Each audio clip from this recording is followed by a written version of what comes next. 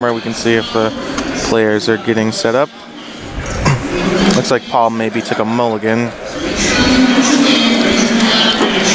you happen to know either of these guys are playing? I have no idea, so I guess... I assume Paul's playing Virizion. I know he was talking about playing it a little bit ago, but don't actually know. Let us know in the chat if the video and audio are working well. We are on Wi-Fi today, which is less than ideal, but hopefully the stream works out okay. Let us know if we have any video issues. Unfortunately, we won't really be able to fix the video issues, but just let us know and we can try to do what we can. Let us know if you have any audio issues as well. And if you're not liking the match you see here, or you want to switch over to something else, or we're on break, check out twitch.tv/onthebubble. They'll be streaming the Southern California regionals today with Fizzy Stardust and Chase Neiman. Looks like we're getting ready to start here. Excuse me for the announcements. It can get pretty loud.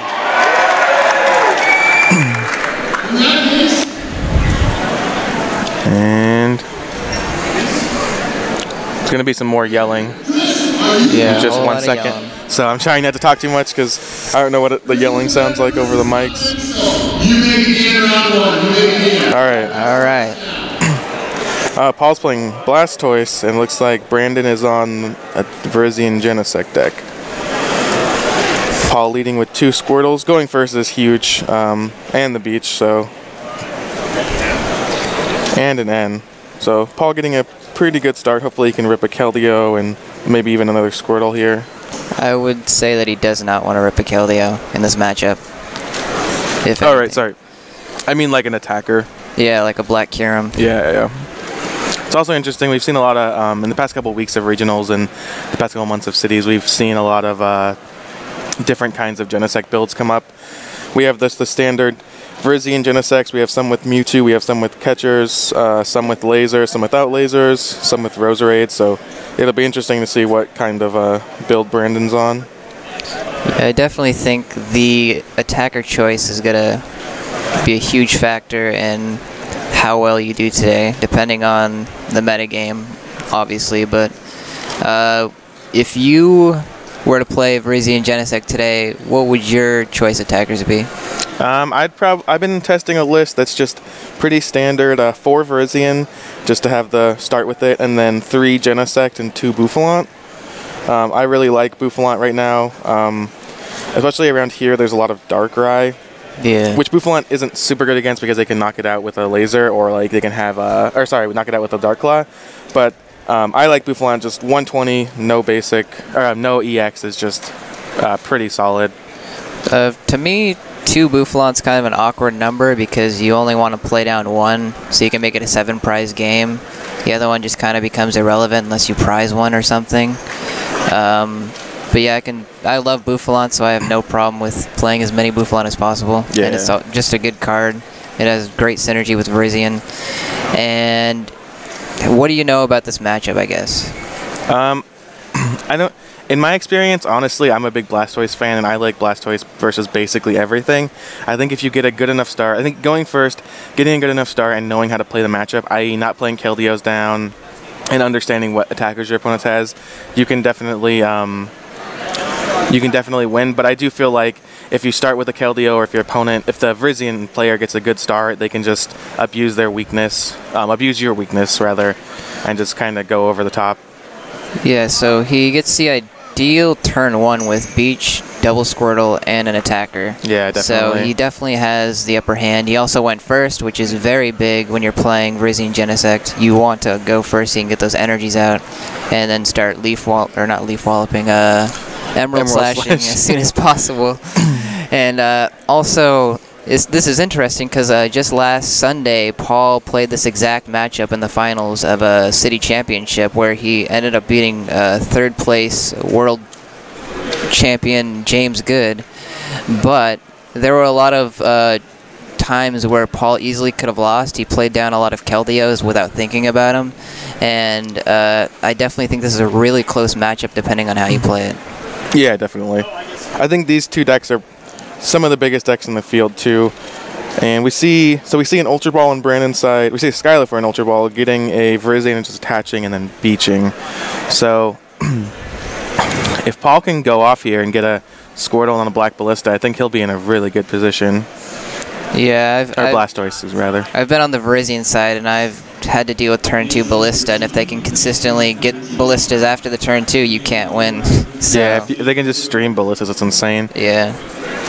So, I mean, obviously, if that happens, the game's over, but especially because it's not that easy, I guess. Going second, you just have, like, you can't attack on turn 1 at all in this deck. So the beach being there is helpful, but knowing that if Paul gets a Ballista, the absolute best thing that Brandon can do is just Emerald Slash. Like, I guess he could have Energy Switch attached Colorless Machine on another Genesect, but that requires a lot of cards. Like, yeah. It's just you feel so far behind. As a reminder, these matches are 50 minutes, best 2 out of 3. We don't have a timer for this round, but we will find out a way to inform you guys of time, whether it's on the screen or just we keep it on our phones and make notes of it. And it appears there will not be a top 32 tomorrow. It appears like we'll play all the Swiss rounds out today and then move on to top 8 tomorrow. Do you think that's just because of the low numbers? Yeah, I know that a lot of players in this area, the Oregon area, have quit playing or scaled back their playing due to the entry fees and all that. And just as a reminder, this event costs $30, which is $10 more than most regionals, but also offers a $1,000 cash first prize. And I think it's just hard for a lot of players right now to afford the $30, and I think a lot of players who used to play here are more casual. So I think we've seen a little dip in attendance. Did you happen to see what Paul got out of that Skyla? I didn't. I assume. I don't think he had that Ultra Ball. Yeah, I see an Ultra Ball in his hand. I also saw him counting out Ultra Ball cards before, so he could have been preparing to get it off the Skyla. If I know Paul, I think that he is setting up the Blastoise. Right. I've seen him do this before. Yeah, he's just counting which cards he can get rid of, and he maybe has a Superior too, trying to see which energy he can discard while still being able to retreat the Blastoise.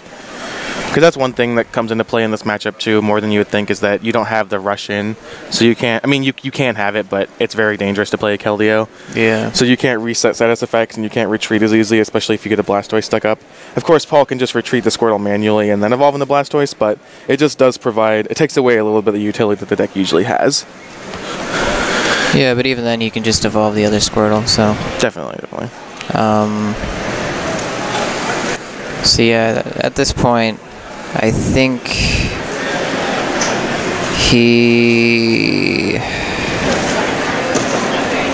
I see a Superior.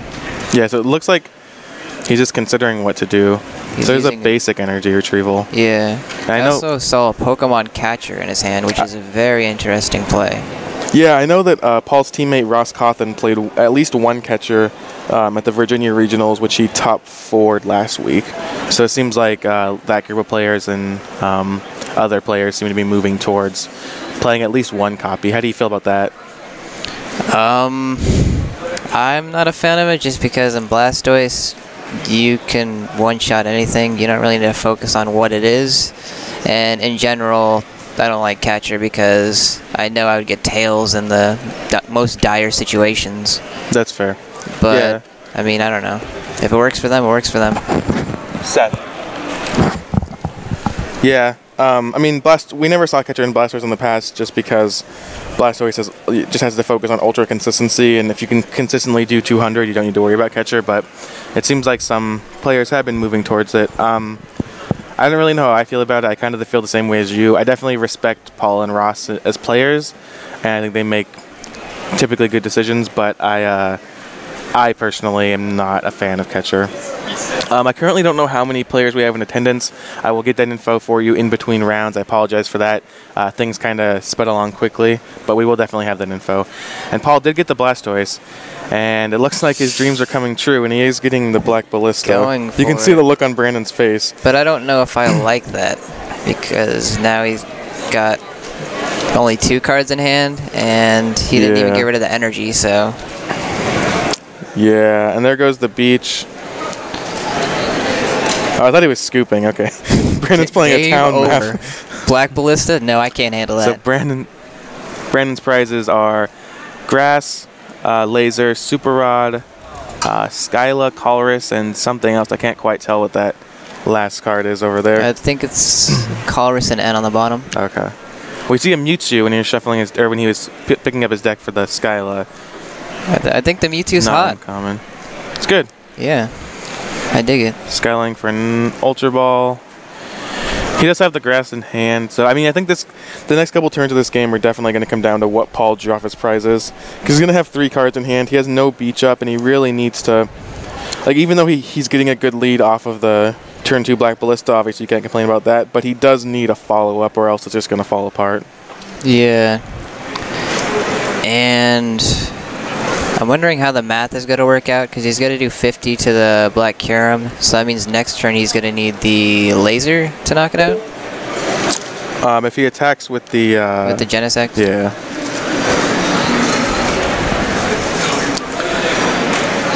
Which, I mean, he has the Verbank, and I didn't see any other prizes. The dangerous thing is that he already has a Verbank in the discard, and if he only runs 2, then Paul just has to play a beach and then doesn't have to worry about Verbank for the rest of the game unless he runs Dowsing, which I doubt he does because most people run. Yeah, he's definitely running one of the Genesect A-specs.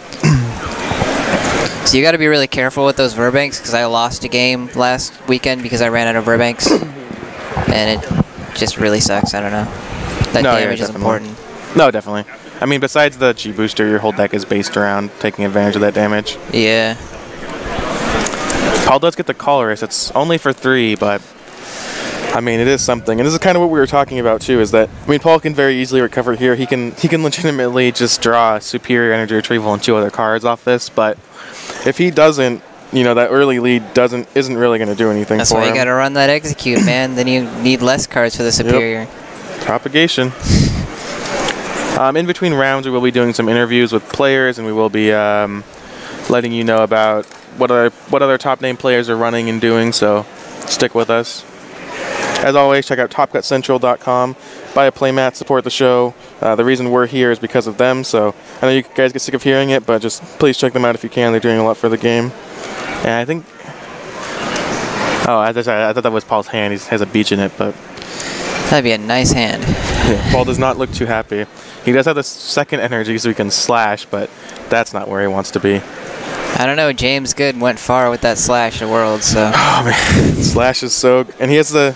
He does. So he dowsinged, getting rid of a Keldeo on something else for the basic energy retrieval, and got the Black Ballista again. And he's put himself in the same spot, but I feel like this time, with only needing to take 2 more prizes, even having 2 cards in hand, he's just in such a better position than he was. Like, the same situation is so much different when you only have 2 prizes remaining, and Brandon does not look happy. This is what I mean. If you stream the stupid Black Ballistas, like, the other player can't win. There's nothing he can do. Right. I mean, so Brandon does have the N here. Excuse me, my voice is cracking a little bit. But Paul had 2 cards anyway, so it's really just a game of chance. No, definitely. I mean, he does have the N, so he's drawing 6, so he can definitely go like energy, G booster and knock it out. I still don't think that puts him in the best position because Paul just needs to rip anything. But I mean, he's not completely dead in the water. If he doesn't hit those cards, he is dead in the water, though. Very true. But I hope off of 6 cards he hits something to keep him alive, but we'll see. I know Paul drew a water. I didn't see the other card in his hand. There is the G booster. There's the DCE even. Oh, interesting. So it looks like he is playing a maybe heavier Mewtwo Buffalon DCE version. And it works, and I mean, being able to discard DCE with G booster is amazing. Yeah, so that means he can G booster again the following turn. Definitely. But having to waste a G booster here instead of just using a laser is kind of a pain. No, without a doubt. Regardless, this next turn is going to determine the entire game, I think. Maybe not, but...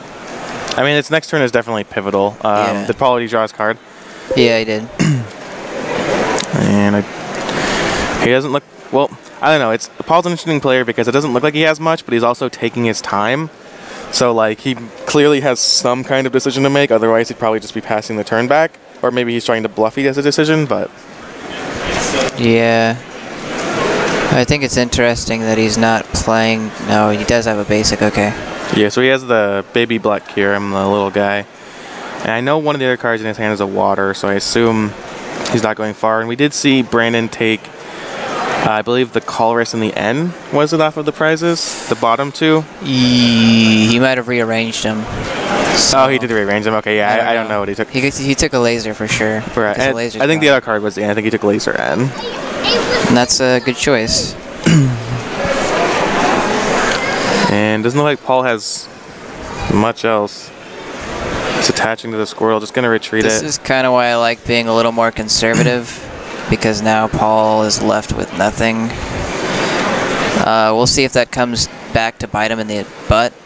I mean, I think the ideal turn for Brandon here is find a Plasma Energy, red signal up the Blastoise and knock it out, and then still have the G-Booster ready for next turn.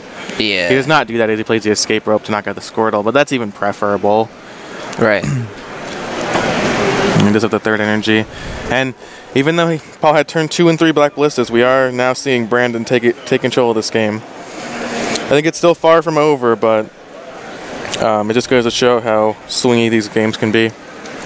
I mean, yeah, if you couldn't finish it, then it can easily come crashing down. But in my experience, they're usually able to finish it. But he does get a Juniper, so that is huge. And he just needs a Black Kyurem, a Superior, and another energy, and it's over. Or maybe not. I don't know the retreat cost on the Black Kyurem up there. And the bigger thing too is that this, not the bigger thing, but a big part of it too is that Paul, I mean, ripping that Juniper just puts Paul so ahead. I do believe that Brandon has the N, but at least gives Paul, if he can't get the Black Kyurem this turn, at least gives him a chance to discard cards, thin his deck a little bit, and be prepared for that N if it comes. He also wants to be careful because if Brandon gets a Plasma Energy and gets rid of his second Black Kyurem, if he only runs 2, then he's out of options. Yeah, definitely. And that's also 2 prizes for Brandon, leaving with needing only to knock out anything on the board. Yeah. So I'm actually surprised. I'm kind of happy it didn't end so quickly with just Black Ballista, Black Ballista, Black Ballista. We're actually seeing somewhat of a game. And we did see Paul play the Beach.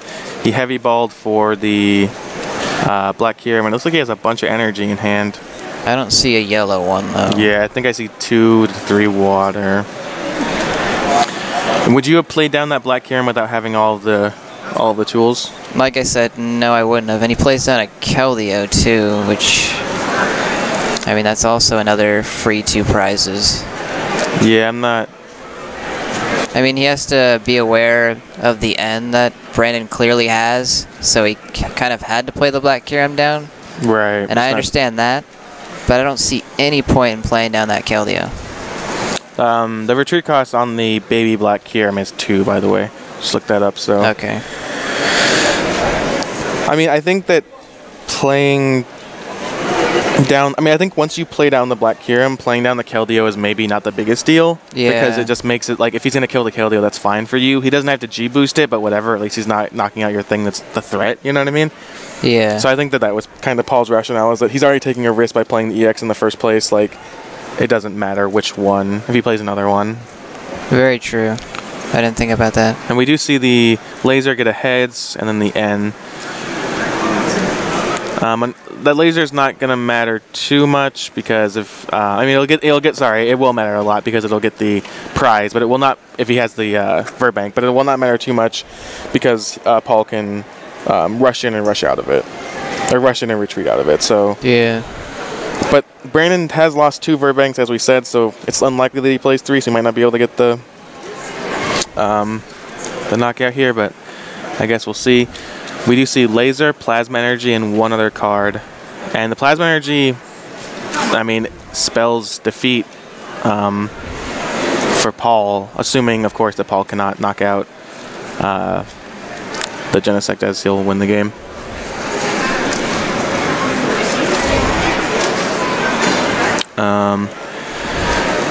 And we're seeing a Oh, we just see a G booster taking the prize, and now Paul has 1 turn to get this going, and looking through his discard pile is a good sign for Paul. I don't think the laser argument really validates playing down Keldeo, because like you just saw, he just needs to take the prizes. He doesn't care about leaving something stuck active. He actually just needs to knock it out. So I mean, I think another play that Brandon could have done, I agree with Brandon's play, but the play that he could have done is 100 on the Black Kyurem with the poison that makes it 110, and then he can knock out something else, but with Genesect's 100 attack, and then put 20, the final 20 on the Black Kyurem to knock it out. I don't think I think that his play was correct, but I see that was a reasoning. That's another option that he has. And if you did it for the retreat, they both have the same retreat, the Keldeo and the baby Black Kyurem. So I don't know. I'm not seeing it, but maybe. But he can stay. The Black Kyurem could stay asleep though. Yeah, but that doesn't really do anything. He still needs to knock it out to win the game. Brandon does. There's a catcher for the Virizion and a beach, so we know. It's getting down to it then. Yeah, I know that Brandon has a plasma, or he got N, sorry, so I don't know what he has, but I think he has a plasma energy in his hand. I don't know if he both has an energy and a way to retreat the Virizion, and you've got to believe that Paul's deck is looking pretty small. He's only used 1 or 2 oh, he's beaching. Yeah, I think it's over if Paul has the cards. I mean, you have to imagine Paul has it here. He has the cards. There we go. All right, so as long as Paul doesn't mess up, he's going to have the Superior. And Brandon's just offering the handshake, and we're going to move to a game 2. Moving on to game 2. Very close. Yeah, super close. Came down to the wire. Looking like they're looking to report their match. So I mean, I think that's an interesting match that we just saw, because you see that like Paul got a very aggressive, very early start, but kind of went all out to get it, and then Brandon, I mean, given a little bit of luck of the draw, Brandon could have easily won that game. Yeah. Even though Paul got turn 2 and 3 Black Ballista, like it was never out of Brandon's grasp. Looking around the room, looks like most players are still playing. I don't see too many named players that have finished their matches quite yet. I do see 2013 World Semifinalist James Goods still playing right in front of me. And yeah, it looks like pretty much everyone's still playing. We will have some in-between rounds content. So if you want to see something, if you want to see a certain player, players are unlikely to be willing to share deck lists at this early in the tournament, so you probably won't be able to do any deck profiles. But if you want to see interviews or anything else with certain people, or anything you want to know about the event, please let us know in the chat.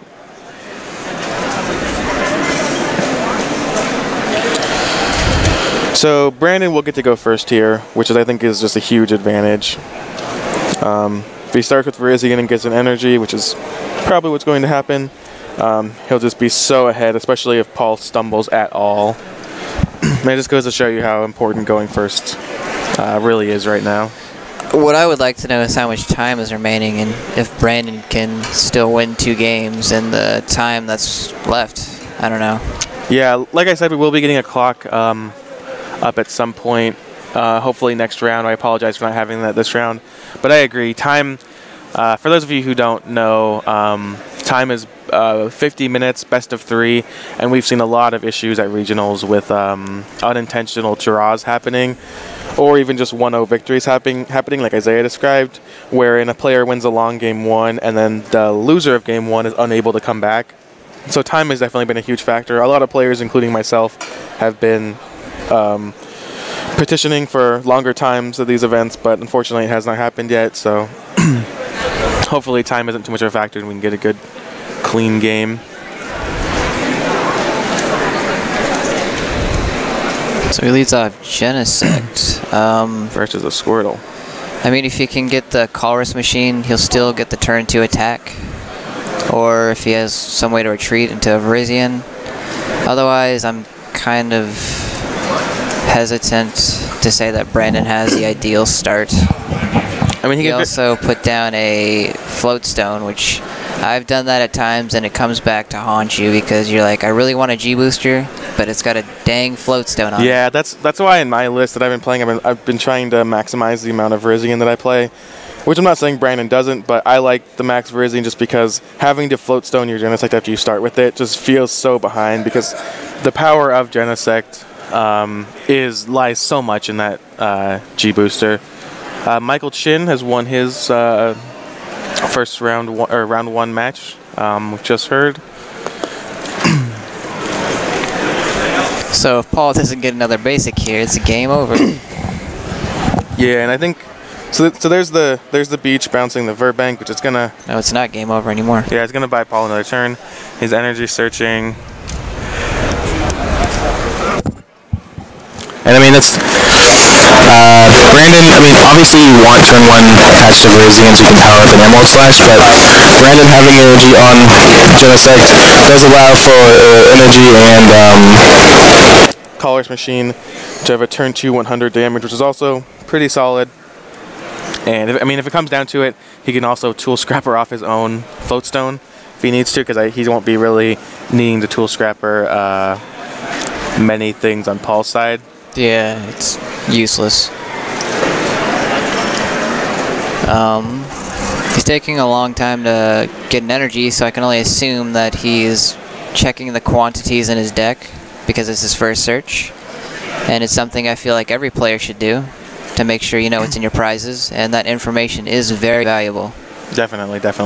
Need to make sure that you can know exactly what's in your prizes every time. However, I think there's a time limit on how long you can search, and I don't know if Paul has reached that time limit. Do you happen to know how long you're able to search? I think there's rough guidelines. You know, I don't think they put out a hard number just because they don't want people to take advantage of it and time it. But I think a search is about 45 seconds, which is not nearly enough time to make sure you have all your prizes. But the ideal is that you can either, explain to your opponent that you're going to take more time in the first search of the game, or do multiple searches on turn 1 and kind of make sure. Prize checking is definitely a skill that can help immensely in games, especially in decks where, like the Virizion deck, where you have 1 of Energy Search, 1 of G Booster, and you have these very important 1-ofs that you need to be able to check if they're around. In the Blastoise deck, it matters too. It matters in every deck, but especially in decks that you have 1-ofs with. Yeah. So he gets another Squirtle, and that's still pretty solid. Yeah, I mean, it's not the ideal start, but Brandon's going to have to just take 1 prize here, and Paul, it's not really losing much, assuming that the speech draws him into some decent stuff. There's a second Verbank. So that Squirtle is going down for sure. So at this point, Brandon doesn't even have to worry about attacking this turn, which is very, very, very good for him, because now he doesn't have to go scrambling for the Colorless Machine. Yeah, exactly. And he just casually takes the prize. He did. What scares me, though, is if Paul's like Rare Candy Blastoise, Black Kirami X, knockout game. Yep, which could very, very easily happen. And I can see the Rare Candy in Paul's hand. I know he has 8 cards in hand. I think Paul would have made the decision a little bit faster if he just had it straight up, but he could very well have pieces of it. I believe that Brandon drew an N off of his prize. He just kind of slid into his hand. Couldn't quite see, but if that's the case, it'll be his first real supporter of the game. There's a Keldeo on the bench.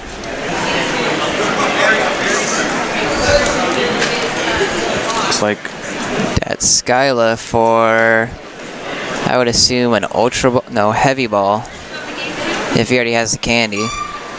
Yeah, he definitely does have the candy. But he did play down that Keldeo, and that, like I said, that's a free 2 prizes for Brandon at this point. Yeah, basically at any time, because Brandon has the red signal ability. Yeah. We're getting word that James Good, Worlds 2013 semifinalist, has won his round 1 match. So, seeing a few named players starting off with 1-0 victories. He gets a beach.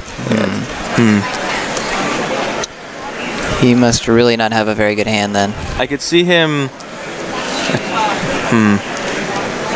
attaching to the Squirtle, which just rush, or I guess he just can rush in, giving up the 2 prizes, but keeping the Squirtle not dead.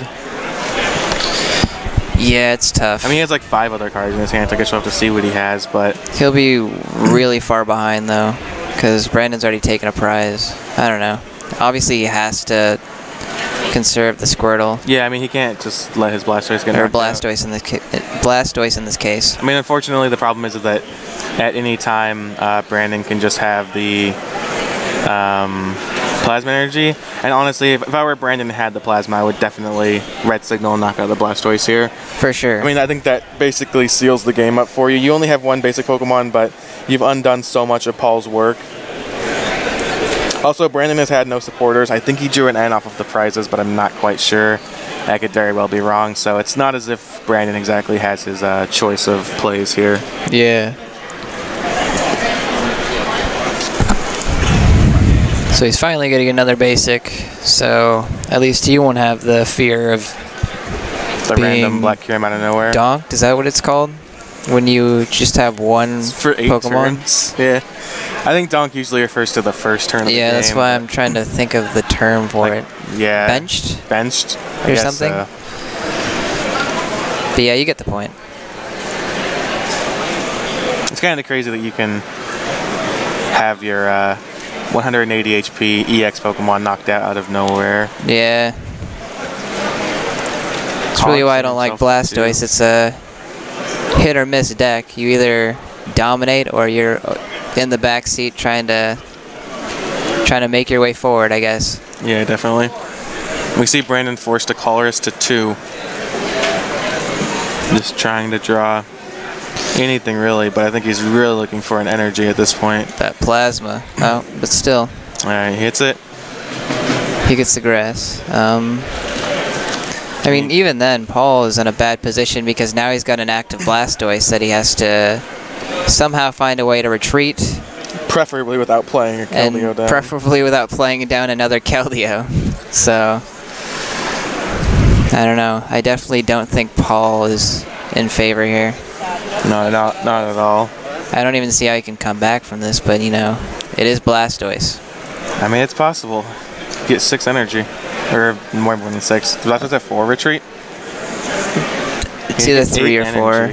Also, playing down the baby Black Kyurem isn't really helping either, just because it's a mediocre attacker against Virizion Genesect.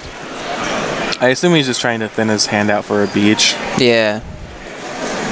But if he has to beach, I think it's over. Yeah, I mean, I think he's already very behind, and if he doesn't have a proactive turn, he's going to be even more behind, but we will see.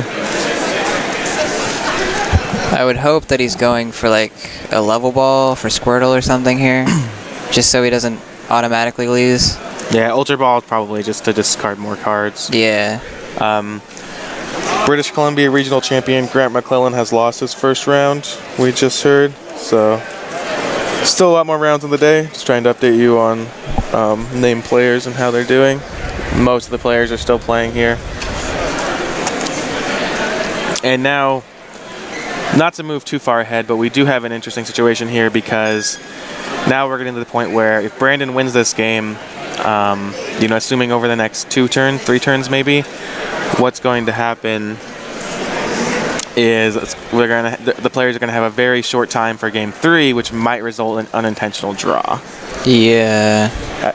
We talked about time a little bit before, saying that maybe Brandon didn't have time to win both games, but at this point it's just looking, I mean, again, not counting anyone out, but at this point looks like a very real possibility that this game could go to a draw, which is unfortunate for both players, really.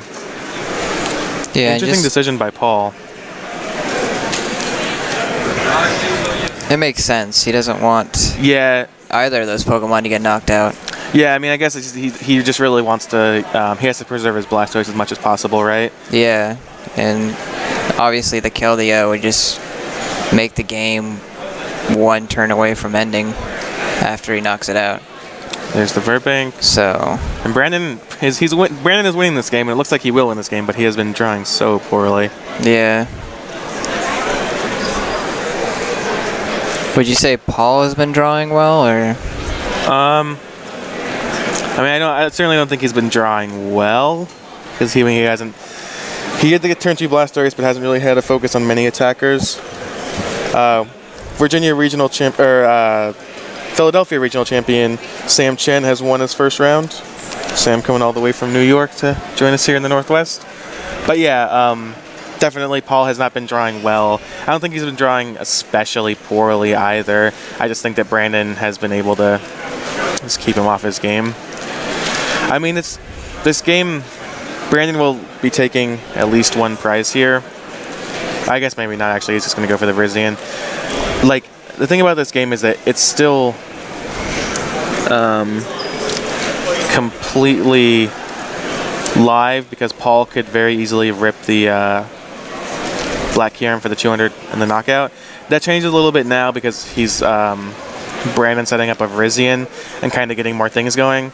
But last turn, definitely the Black Kieran could have just sealed the game for Paul, actually. But now Brandon's diversifying a bit, getting his board set up more, kind of still drawing kind of poorly, but at least kind of drawing things he can do.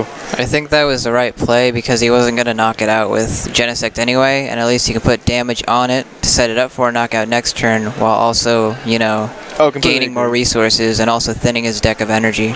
Completely agreed. I think Brandon's doing the right thing. He's just he has a great lead. He's not overextending, diversifying his board a little bit. Yeah.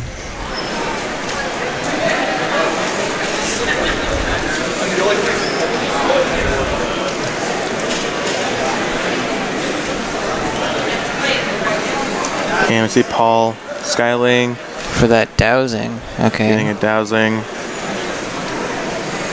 I don't know what he has left in his discard. I also don't know what's in his hand, so it's kind of hard to tell what he's going to do.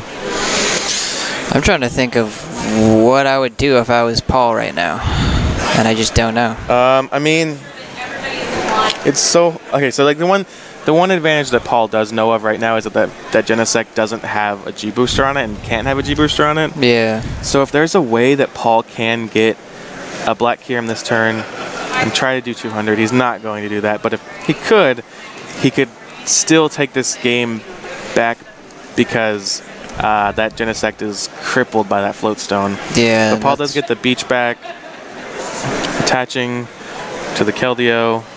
Now beaching for what looks like 5 cards. Has he just not seen a Black Kieran EX? He's gone through most of his deck. Yeah, I don't think we haven't seen one at all. I don't think. They're both prized. It's possible. Or if he runs 3, all 3 of them are prized. It's possible. Omar Izagaya prized 3 or 4 Squirtles in one game last week. Sounds hot. Yeah, it sounds fun. That game's up on our YouTube channel at youtube.com/onthebubblepokemon if you want to see what it looks like when someone prizes all their Squirtles. Didn't you prize 4 DCEs when you used to play Lux Ray Garchomp? Yeah, about this very venue about 3 years ago. For what it's worth, prizing the 4 DCEs with that deck wasn't terrible, because then every prize you get should be a DCE, basically. But my DCE were also the prizes that I took the 4 last ones, so it was not very good. He drops down them attackers. I think it's a little bit too late, because he might be out of energy to Emerald Slash. Yeah, I assume what he's doing now. He has 1, 2, 3, 4, 5, 6 energy in play. They usually run 9 to 10, and yeah, he if probably any of still them are has prized or in the discard pile. He's just 1. I think what he's doing with that is just kind of protecting himself versus N. Yeah. You know what I mean? Just thinning his deck out and saying, I have a lead and I'm trying to maintain it. And I just don't know if I was a fan of him putting energy on that other Virizion. Yeah, I agree. I think I would have just Emerald Slashed for nothing, or put it on the Genesect if I had to do anything. He's really not going to need to use Virizion twice, let alone 3 times, which I don't know why he played a 3rd Virizion, but yeah, he's just making his call race amazing. Paul's. Yeah, definitely. Paul doing some discard pile checking. And I mean, most of the matches here have finished in the Masters Division, so I gotta imagine we're getting pretty close to time. Yeah. So Paul could still take this to a 1-0 victory. That's that scary, is actually. One game. Yeah. Particularly scary because, again, if Brandon does manage to win this game, neither of these decks are particularly fast. Yeah. But they all still need, you know, turn 2 Black Ballista or turn 3 G Booster is really what you're looking at. So even if these decks perform optimally, they could very easily still draw. So Paul counting out some cards in his hand. Looks like he's preparing for either Superior, Energy Retrieval, or an Ultra Ball. Or a combination of both. Yeah, or some number of both. Because he needs both of those resources in order to actually do anything. He needs the Black Curum to obviously attack, because it's the only attacker that matters against Virizion Genesect, I think. Yeah, and then obviously energy is power. But he only needs 1 energy because he's got that Keldeo, which is handy, but I still don't think it was worth the payoff. Alright, Paul does have a Black Curum in his deck. He looks pretty upset. Yeah. Looks like there might be either his other Black Curum's prize or there's not as much energy in his deck as he was hoping. Paul taking some time to think.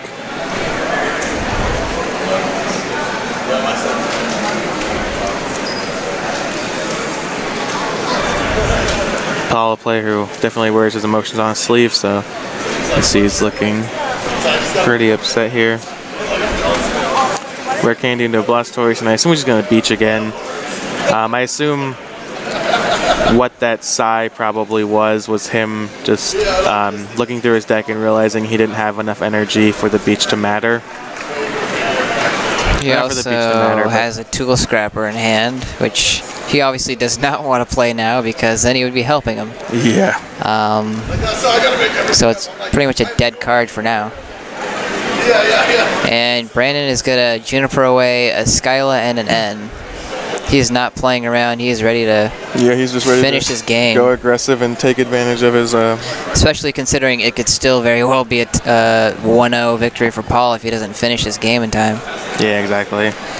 And that's the unfortunate thing about the the tie system right now, is that you do get into a certain point where you say, I'm playing for the draw, or you are playing the game for other reasons than just to try and win at some point. Like, you add a little bit of strategic element that, while strategic and while it matters, it does take away from just actually playing the game at the table. And at this point, I think there's no way that Brandon can even win the series. Like, it's either going to be a draw or a 1-0 for Paul, depending on time. Yeah, again, we don't know what the time is like, but I mean, I think it's getting pretty close up there. Most of these matches are done. People are walking around. I think we've been on for more than 30 minutes. I don't know. It's going to be rough either way. I mean, I guess the good thing is, in the grand scheme of things, that we're seeing about 75% of the matches done already. So we probably won't have that many draws, but there are still a couple dozen tables going, including this game. We're seeing a retreat on Brandon's side going into the other Virizion. I guess he wants to Super Rod, maybe? Yeah, I assume that's what he's going for, is Super Rod and then Emerald Slash to load up a second attacker. And see, that's what I meant about wasting an Emerald Slash, because now he's got to focus on getting energy back in the deck so he can actually Emerald Slash onto something that matters. Agreed. I think a lot of players do overlook that you can Emerald Slash and fail to find energy. Yeah. Does he go for the Mewtwo or the Boof? I don't see how Mewtwo is useful in this matchup, so I think the Boof, obviously. Well, he's touching the DCE to the Bouffalant, so he could... Yeah, oh, so he's got enough to charge them both up, so that works. To do whatever he wants. He's got everything going. I don't really see how he loses here. Yeah, it looks like should be able to take control of the game pretty easily. Paul's gonna get the G-Booster here. Or sorry, Paul's gonna get the Black Ballista here. He's gonna get that G-Booster. G-Booster on Black Curum. What you know about that tech? Heavy balling. Yeah, I assume he's gonna fail to find. I don't think the other Black Curum's in there, which is unfortunate for Paul, because I mean, at this point it doesn't really matter, but it's definitely unfortunate in the earlier game. Yeah. for him not to be able to find it. Especially the fact that he's taken no prizes too. Like he's had no chance to find it. Even then, Brandon can't end the game next turn. Actually, he can. He can red signal up that Keldeo. Yeah. Still, which is why I was not a fan of him playing it down. Yeah, he could also still scrapper off his own Genesect. Yeah. That's I mean, that's it sounds silly, but that's a real possibility. And there goes the Black Cube. Just get that plasma and it's over. For 200. Yeah, he's got the plasma. And he has the plasma energy. And we're going to move to a game 3. Ju-In lane. 2013 Worlds Qualifier Lane Tower has won his first round. And my best friend, Matty Oslakovic, current Washington State champion, Matt Oslakovic, has won his first round. 2013 Senior Division semi-finalist Ian Whiten has won his first round. And unfortunately, it looks like this game is going to go to a draw. So we saw Paul win a close game 1. Brandon winning strange, not very close, but just very strange game I was also 2. told before the tournament they made sure that their sleeves coordinated so that they would be cotton candy. Oh, it's really good, yes. Yeah. Cotton candy, a staple of all Northwest diets, and I'm glad that Brandon and Paul had followed tradition. What would you say are the 2 most popular sleeve colors? Black and pink, probably? Yeah, black and pink. Yeah, it seems like everyone either plays with black Ultra Pros or pink Dragon Shields if they choose one.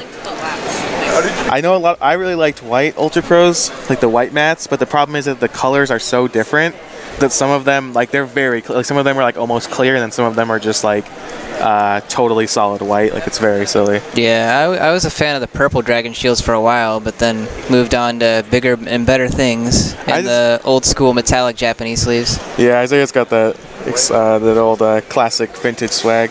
Yeah. I personally I like Pro Mat Ultra Pros. I like the way they shuffle, and they're so cheap and so readily available. I like black ones, but I just don't like the way Dragon Shields feel. Whenever I play a game, like Tyler Nanemura has no exaggeration, thousands of Dragon Shields. It's exclusively what he uses for sleeves, and whenever I play with one of his decks, my hands just get all cut up, and I just like the way they feel. I do respect Tyler though for having all one type of sleeve. Players are allowed to do whatever they want, obviously, but it kind of bugs me whenever I see somebody spending a lot of money on different types of sleeves. I just feel like you should get the same ones and stick with it. But what do I know? Paul's going to be choosing to go first, and both players are going to be playing pretty quickly. He gets that weak start in the Black Kyurem, but I mean, it's better he starts that than Squirtle, I guess. Oh, without a doubt. I mean, again, I hate to say this, we hate to spend so much of this stream talking about time and the rules, how time works, but unfortunately it is true that this game's probably going to go to a draw. I mean, we do have +3 turns once time is called, so things could happen, but just tap down on Facebook. We'll see. 2013 Worlds LCQ winner Amelia Bottmiller has won her first round. So we're seeing a lot of big name players, a lot of better players winning their first rounds. The 1-0 bracket's going to be pretty tough. Anyway, sorry for those announcements. I do believe we only have 7 rounds today. 7 rounds total? I could have sworn they said 7. I didn't even think you could have 7 rounds at a regional, but I could have sworn they said 7. I'll check in between rounds. I mean, to be fair, the $30 entrance fee could have prevented a lot of people from entering. $30. So we see a Skylight for an Ultra Ball, discarding an Energy Switch and a Max Potion, getting a Genesect, and then an attachment on the Virizion and a Beach from Brandon. So in order for this game to be, this match to be completed, we are going to need to see one of these players getting extremely aggressive immediately. Or maybe not even aggressive, but one of these players getting ahead immediately. And I think that's what Paul's probably aiming to do.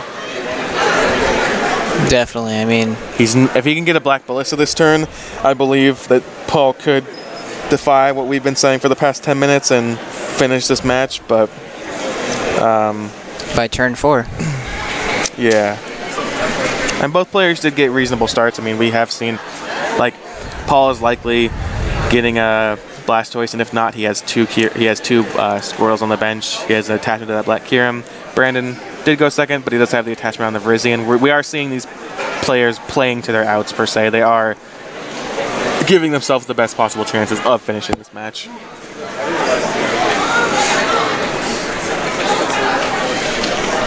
Have you seen Tyler Ninomura? I don't know where he's... Oh, Tyler's right. Tyler, did you win?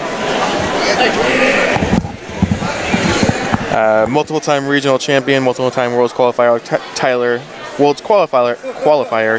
Ninomura has won his first round.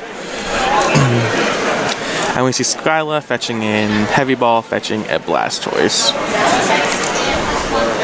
Rare Candy into the Blastoise.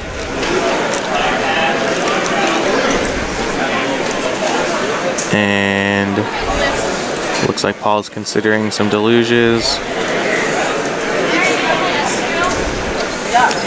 Putting all the energy on the board, and then... So now he just has to dig for the electric energy? I'm very surprised Paul has been willing to play Keldeos down. Yeah. I mean, maybe he knows something we don't, because he has been winning this match, but he's been not even hesitant to play slam Keldeos on the board and slam resources into them. And I've yet to see it pay off for him. Like, I haven't seen him do anything with the Keldeos. Florida Regionals will be being streamed next weekend, about the same time as now, on twitch.tv/OTBEast. Michael Canavis and Harrison Levin will be streaming the Florida Regionals, and we will have a wired internet connection, meaning that the quality should be great.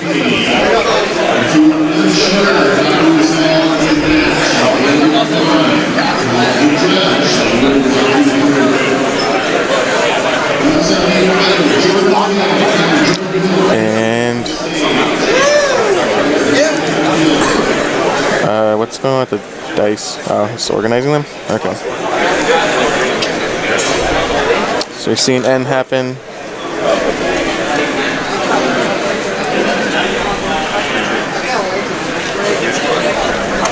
I'm sorry, the Florida Regionals will be on our standard Twitch channel at twitch.com or twitch.tv/onthebubble. And we see an Emerald Slash right onto the Genesect. And we may have just overrated the time. I mean, time has not been called yet, and these players are still going to have +3 turns after that, so this match could very well end. I see Paul has a energy retrieval in his hand. Looks like some card that discards things.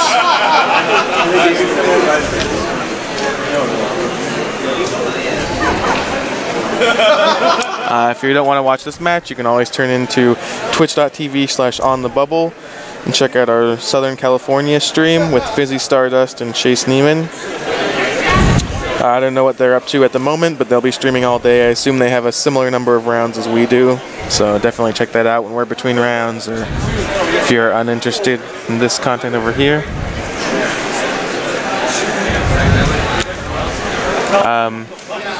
As a note, we do get to pick our feature matches here, so let us know if there's something specifically you want to see. Players can always be denied feature matches, and we don't know what all the players are playing quite yet, but we're going to try and make it interesting in both deck choice and player for all of you. So.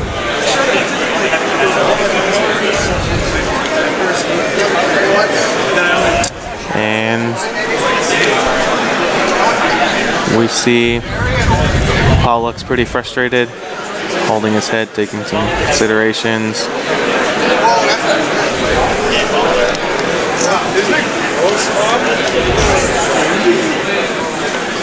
Taking his time. I don't see a lightning energy. I see a water. It looks like he's considering just beaching.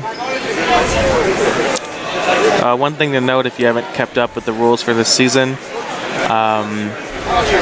if the game is not complete, number of prizes taken does not matter. So it doesn't really matter who gets ahead here, just because if the game does not actually finish, it doesn't count. So Paul doesn't need to be worried about Brandon getting ahead on prizes by knocking out this little Black Kyurem or anything like that. Yeah, they're basically just in rush mode.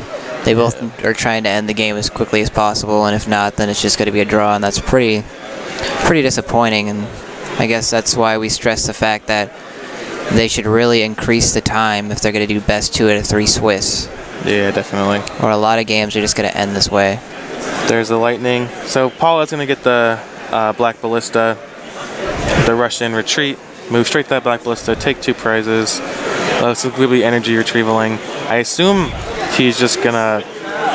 Well, I guess he has options. He can either put those on the Black Kiram to not have to dig for so many resources next turn, or put them on the other Black Kiram to save the other Black Kiram possibly getting damaged, or put them on the Keldeo to be able to retreat in if the Black Kiram gets poisoned.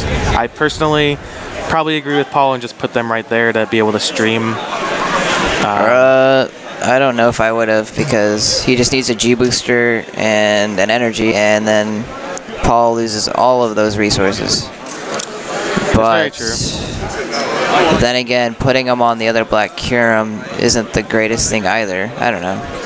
Actually, putting him on the other Black Kiram is the safe play, in my opinion. It's definitely the safer play because it prepares you for if the worst happens with this Black Kiram, you have a backup attacker. Yeah. And like I said, there's 3 choices: are either put them on the active Black Kiram and just Paul does not have to grab any resources this turn to get another G boost or another Black Ballista. Put them on the Black Kiram and hedge your bets, or put them on the Keldeo and be able to save something being knocked out. Of those choices, I think that putting on the Keldeo is probably the wrong choice. Yeah. Since you can just always find them later if you need to. So I think that changes it into those 2 decisions. And I agree with Paul, but it's definitely a decision to be made. There's definitely a line there.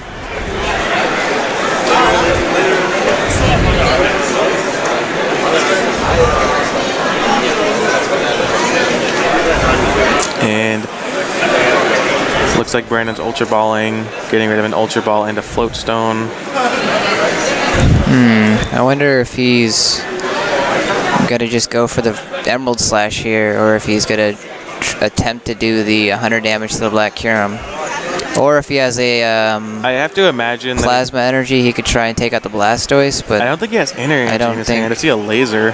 That's very effective either. Oh, he has plasma energy. I saw the plasma, yeah. I think if I'm Brandon here, yeah, he's just gonna take his free prizes, especially since at this point they need to hurry up, I guess.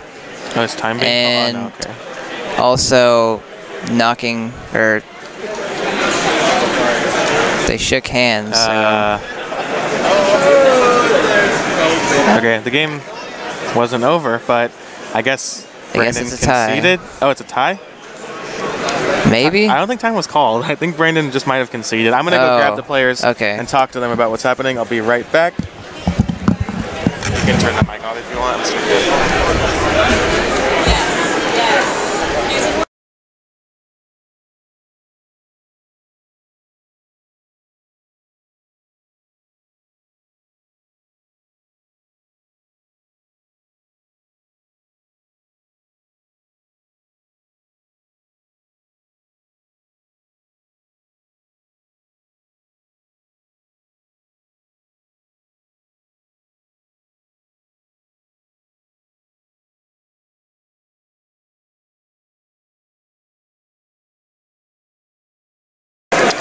Turns out that indeed was in fact a draw. They did not announce it over the loudspeaker, so they must have just had a judge come over and tell everyone that time had been called, but it was a draw.